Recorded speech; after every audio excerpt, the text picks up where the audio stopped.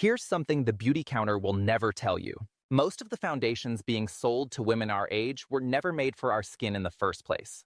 They were formulated for someone in her 20s with tight, oily, line-free skin, then marketed to us with a pretty bottle and a big promise. That's why they crease. That's why they sit in your marionette lines and cake on dry patches and turn that strange orange color by the afternoon. It's not your skin doing something wrong.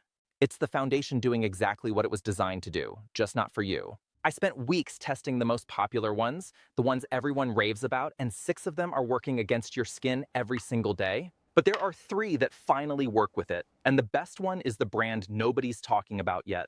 Let's start with the ones that need to go.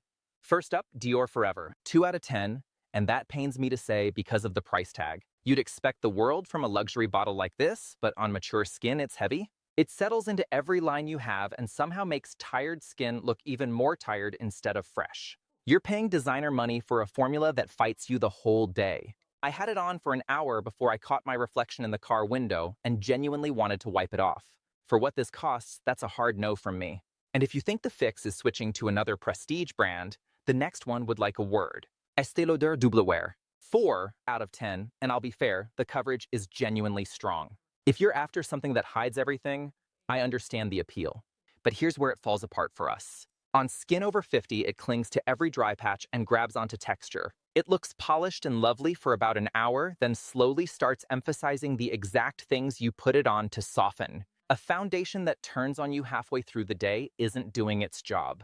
But at least Double Wear is trying to give you coverage. The next one can't even manage that.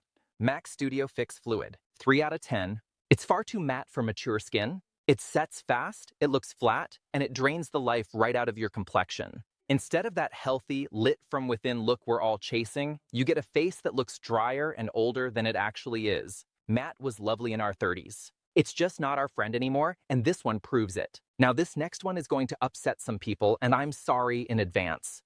ET Cosmetics CC Cream, 2 out of 10. I know. Everyone and their sister swears by this thing.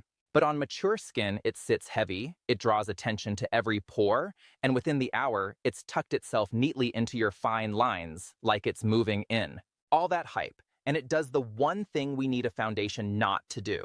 It ages you. For me, it's a hard pass, no matter how many people rave about it. But if you think IT Cosmetics is bad, the next one is the biggest betrayal on the entire list. Laura Mercier Flawless Lumière, 1 out of 10. The biggest disappointment of the whole bunch, and it's not even close. The name promises this soft, blurred, luminous finish. What it actually does is emphasize every single wrinkle you have. The skin looked dry, it looked creased, and it genuinely added years to my face in the mirror. When a foundation called Flawless makes your skin look worse than bare skin, something has gone very wrong. One more in the no pile, and then we get to the good news. Charlotte Tilbury Airbrush Flawless, 4 out of 10.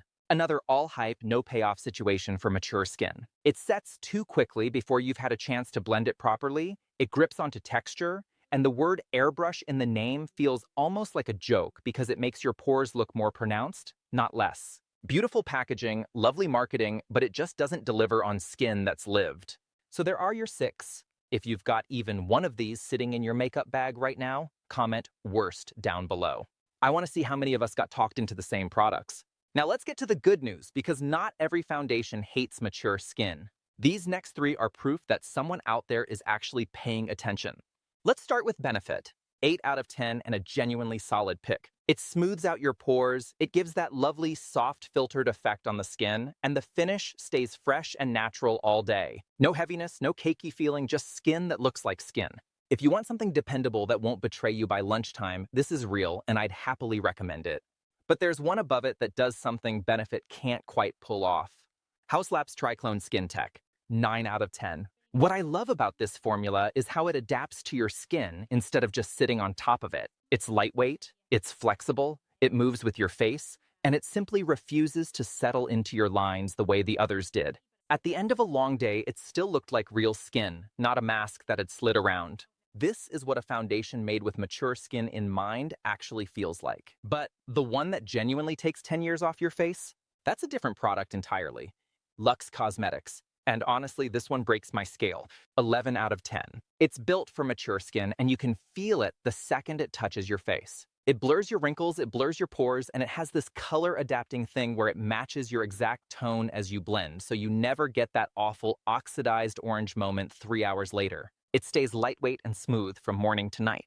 My skin just looked calm and expensive, like I'd slept 9 hours and drank my water. You only pick between light or medium, that's it. No agonizing over 20 shades in the store. It's not everywhere yet, so I've put the Amazon link in my bio. It's cheaper there anyway. So if you take one thing away from today, let it be this. The problem was never your skin. It was foundations built for a face you no longer have, sold to you with a promise they were never going to keep. You deserve a base that works with skin that's lived a full, beautiful life, not against it. Subscribe, because tomorrow I've got something extra special for you.